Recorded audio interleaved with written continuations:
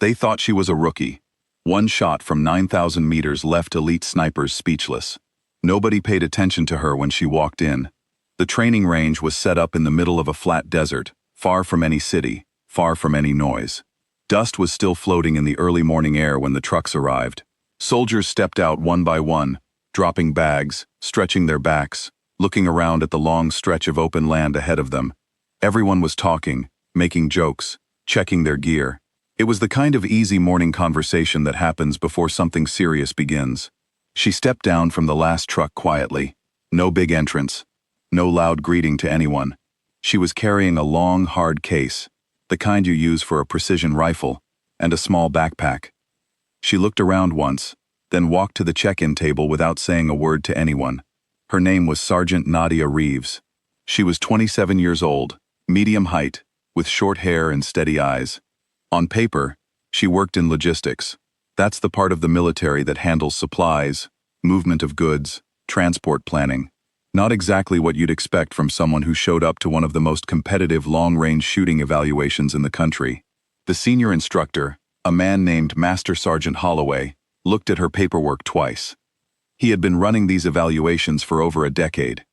He knew every kind of shooter that came through his range. He had never seen a logistics specialist at this event before. He didn't say anything rude, he was professional, but he handed her papers back with the kind of calm look that said, without words, "We'll see how long you last." Some of the other participants had already noticed her. A few exchanged looks. One of them, a young, sharp-eyed corporal from a ranger unit named Torres, leaned over to his teammate and said something low. Both of them smiled. Torres was good. Everyone there knew he was good. He had trained for years for this kind of event. He wasn't the type to be mean, but he was the type to underestimate someone before they had proven themselves. Nadia set up her position without speaking to anyone. She opened her case, laid out her rifle carefully, adjusted the bipod, wiped down the optics with a small cloth she pulled from her front pocket. Then she sat on the ground beside her equipment, opened a small spiral notebook, and began writing something. Nobody knew what she was writing. Nobody asked. The evaluation began at 500 meters. At that distance, most serious shooters are consistent. It is not easy for a beginner, but for trained participants, it is the warm-up round. Everyone performed well. Nadia performed well too. No one was impressed. At 500 meters, it proved nothing. Then they moved to 1,000 meters. Then 1,500. At each stage, a few participants struggled. Shots drifted. Scores dropped. But Nadia kept hitting. Quietly. Consistently. She took her time between shots. She checked the wind instruments before each round. She wrote something in her notebook after each shot. A small calculation. A note about the wind. Something. She never rushed. By the time they reached 2,000 meters, the mood on the range had shifted slightly. Torres had the top score for the morning session. He was proud of it, and rightly so. But Nadia was right behind him. Second place.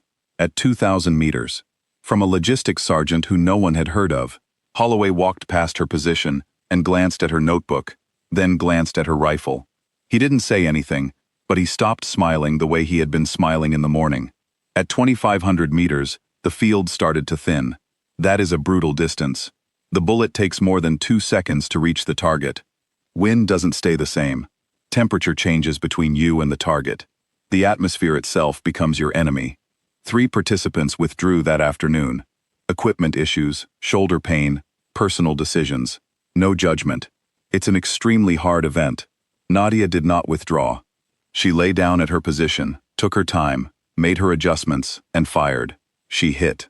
The data analyst on site, a civilian ballistics expert named Dr. Akira Mori, looked at the scoring monitor and noted the result without changing her expression. That was not unusual. She was a scientist. She noted everything without expression. What happened next was not part of the original plan.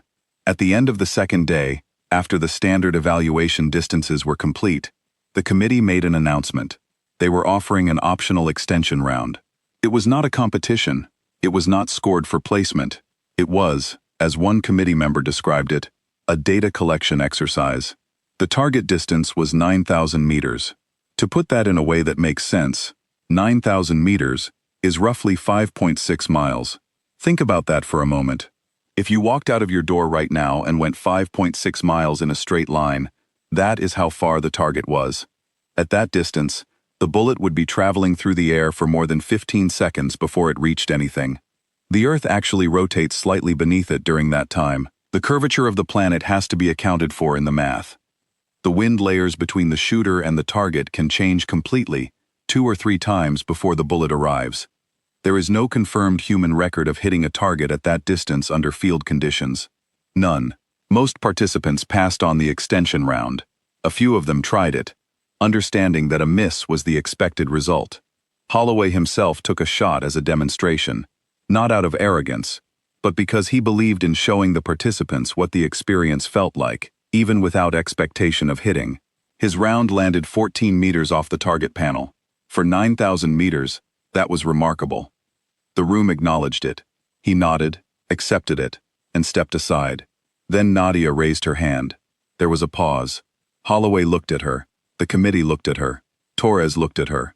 She was standing quietly, hand raised, waiting for permission to attempt the shot. No one objected. It was optional. Anyone could try. Someone from the committee shrugged and wrote her name down on the extension roster. She walked to the firing position and set everything up again from scratch. She did not rush. This was the thing that people would talk about later, how completely unrushed she was. She adjusted her bipod 3 times, each time making a small change, and then lying flat to check the feel of it against the ground. She checked the wind from 3 different instruments she had placed herself earlier in the day. She looked at the sky, not dramatically, just practically, the way a farmer checks the sky before deciding whether to work the field. Then she opened her notebook. She spent nearly 4 minutes looking through it, flipping back and forth between pages, running her finger down columns of handwritten numbers. Dr. Mori, the ballistics analyst, stepped closer to get a look at what was written there. What she saw surprised her. The notation in that notebook, the way the calculations were structured, the environmental variables being tracked, the correction formulas, were not standard military training methods. They were not textbook methods either. They were something Nadia had developed herself, over years of practice, independently arriving at approaches that matched, in some ways, classified ballistics research that she had never had access to. Nadia closed the notebook. She made her final adjustments. She took a long, slow breath. Not dramatic, not performed, just natural. And she fired. The bullet left the barrel and disappeared. 18 seconds passed. The range was completely silent. Nobody spoke. Some people were watching the monitor connected to the target sensors. Some people were watching Nadia. She did not move. She stayed in her position, her eyes still at the scope, completely still. Then the monitor beeped. Dr. Mori looked at the reading. She looked at it again. She typed something on her tablet. She looked at the reading a 3rd time. Then she said, in the quietest and most level voice imaginable, "Center mass." 9,000 meters. Holloway stood up from his chair.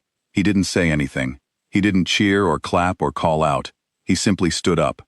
That was the moment that 3 different people would describe separately, when telling this story later, as the moment they understood what had just happened. When a man like Holloway, a man who had spent 19 years on firing ranges, who had seen extraordinary things, who didn't get surprised easily, when that man slowly stands up without a word, something real has occurred. Torres was standing nearby. He later said that his first thought was that the equipment had malfunctioned. His second thought was that the reading was wrong. His third thought, which came about 2 seconds after the first 2, was that she had actually done it. He walked to her position. She was sitting up now, brushing dust off her elbows, reaching for her notebook again. He offered his hand. She shook it. "How long have you been doing this?" he asked. She thought about it for a second. "Since I was about 11, she said. "My grandfather had a property in the countryside. He set up targets at the far end of the land. He always said shooting at distance was just applied mathematics. So I took it seriously as math first. The gun was just the tool." Torres nodded slowly. He didn't have anything to say to that. There wasn't really anything to say. Dr. Mori ran the data 3 separate times before submitting it. She checked the environmental readings, the sensor calibration, the target hit confirmation. Everything matched. The shot was real. The conditions were documented. There was no error in the equipment, and no reasonable explanation that involved anything other than what had actually happened. 1 woman, 1 round, 9,000 meters. center mass. Holloway approached her last. He is not the kind of man who makes speeches or offers grand gestures. He waited until the area had quieted down a bit, and most people had drifted away. Then he walked over and asked if he could look at her notebook. She handed it to him without hesitation. He went through it slowly, page by page. He stopped at certain sections, read carefully, turned back to earlier pages to compare something. After a long while, probably 4 or 5 minutes of just standing there reading, he closed it and handed it back. "This notebook shouldn't exist," he said. She looked at him.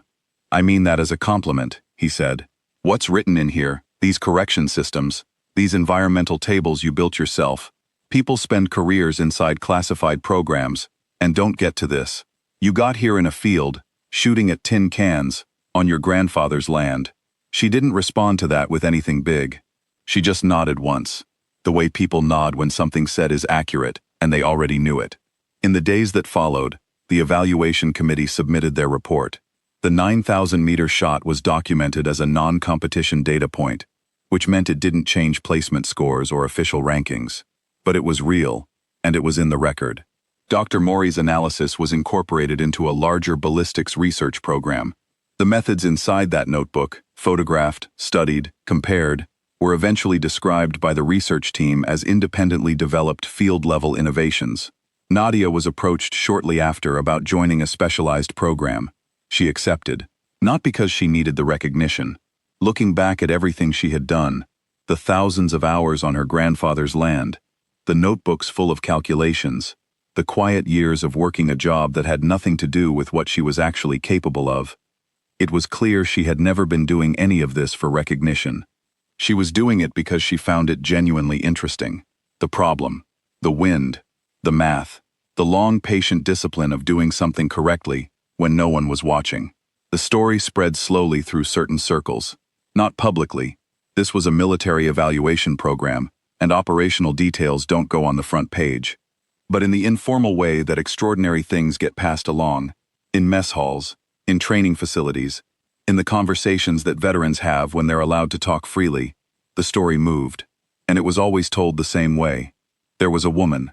No one had heard of her. She arrived with a beat-up rifle case and a small notebook. The senior instructors smiled at her, the way experienced people sometimes smile at whoever they've already decided doesn't belong. Then there was a distance that no one had ever hit before under field conditions, and there was one shot. And then there was silence. The silence is always the part people mention first when they tell the story. Not the shot, not the data, not the distance. The silence.